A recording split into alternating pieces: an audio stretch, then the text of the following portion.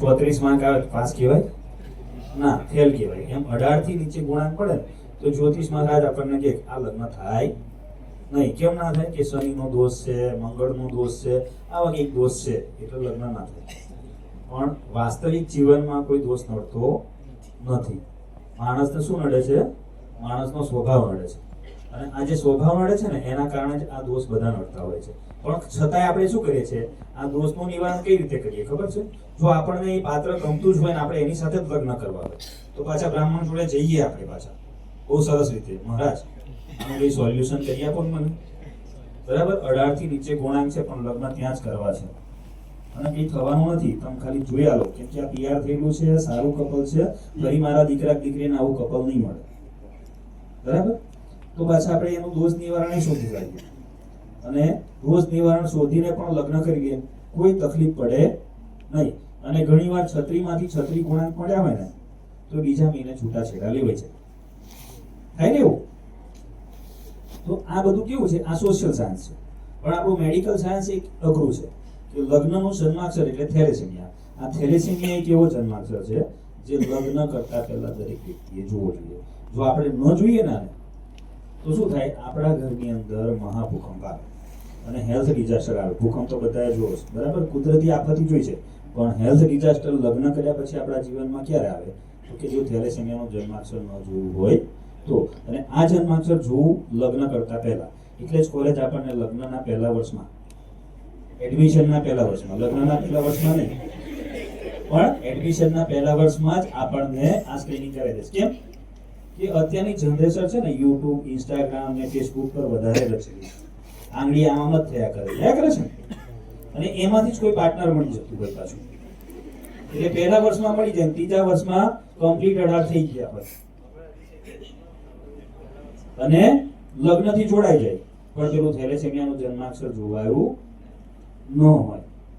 બધું જ સારું ચાલતું હોય ને પેલું બંનેનું પછી જ્યારે કેરિયર આવે, મેં કીધું ત્યારે એક મહા ડિઝાસ્ટર આવી જાય, ત્યારે હેલ્થ ડિઝાસ્ટર આવી જાય.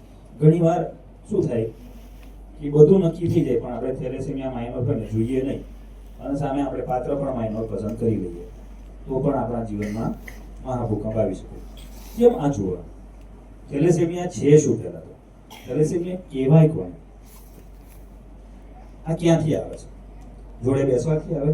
જોડે ફરવાથી આવે? ના, એવું નથી.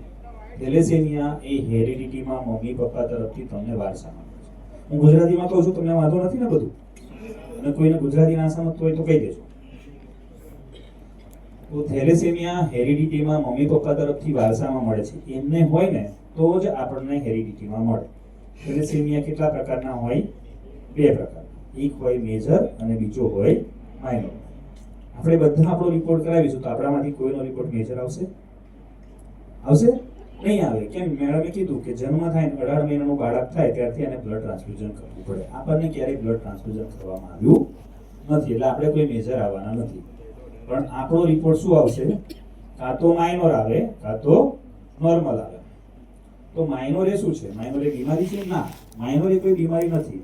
માઇનોર અમિતાભ બચ્ચન છે, અમીષા પટેલ છે અને આપણા વિનલ મેડમે જાગતો ઉદાહરણ આપણે જોયું છે. બરાબર, એ બધા હેલ્ધી છે ને, એમને કોઈ તકલીફ થઈ છે? નથી થઈ. આપણે માઇનોર હશું તો આપણે પણ હેલ્ધી જ રહેવાના છે, આપણને કોઈ તકલીફ થવાની નથી. પણ હા, તમને હેરિડિટીમાં મમ્મી પપ્પા તરફથી આ એક જીન મળ્યો છે જે થેલેસેમિયા માઇનોર છે. એટલે તમે થેલેસેમિયા માઇનોર આવી શકો. 100 વ્યક્તિના ટેસ્ટ કરીએ ને આપણે તો 100 માંથી 5 થી 6 વ્યક્તિ માઇનોર આવી શકે. કેટલા? 5 થી 6. આપણા કપાર પર લખેલું છે કે હું છું કે નહીં? નથી લખેલું. એ ક્યારે ખબર પડે? જ્યારે આપણે લોહીનું સેમ્પલ આપીએ અને એનું પરીક્ષણ કરાવીએ ત્યારે જ ખબર પડે. હવે આ 6 માં આપણો નંબર છે એ જિંદગીમાં એક વખત કરાવવાનો. કેટલી વખત કરાવવાનો? જિંદગીમાં એક જ વખત કરાવવાનો. આ ટેસ્ટ તમે બહાર કરાવો ને તો 1200 થી 1500 રૂપિયા લે. બહાર લેબમાં તમે ભાવ પૂછી લેજો. પણ આપણી કોલેજ આપણને ફ્રીમાં કરી આપે છે. એ પૈસા પણ કોલેજ આપે છે. બરાબર, તો આ ટેસ્ટ આપણે પહેલો કરાવવો જોઈએ. અને એ પણ ક્યારે કરાવવો જોઈએ? લગ્ન કરતા પહેલા આપણે કરાવી લઈએ. આપણે એક વખત કરાવી લઈશું તો એ લાઈફ ટાઈમ જે આવશે ને એ રહેશે, એમાં કોઈ બદલાવ આવશે નહીં. તો આપણો રિપોર્ટ કરાવવાનો, રિપોર્ટ આવી ગયો, આપણો રિપોર્ટ નોર્મલ આવે તો કોઈ ચિંતા નથી, આપણને થેલેસેમિયાનો જન્માક્ષર નડતો નથી, આપણે કંઈ જોવાની જરૂર નથી, બરાબર. પણ જો આપણો રિપોર્ટ માઇનોર આવે તો એને લેમિનેશન કરીને મૂકી રાખવાનું.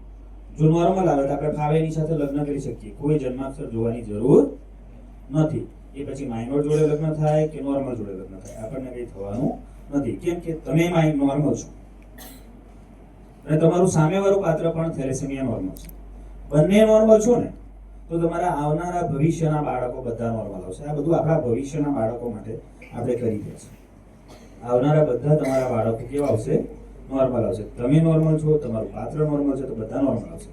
પણ જો તમે નોર્મલ છો ને તમને ભૂલથી પણ કદાચ સામેવાળું પાત્ર એવું મળી ગયું કે એ માઇનોર છે તો પણ તમને તકલીફ થવાની નથી, કેમ કે તમે નોર્મલ છો અને તમારું સામેવાળું પાત્ર માઇનોર છે. તો 50% બાળકો માઇનોર આવશે અને 50% બાળકો નોર્મલ આવશે.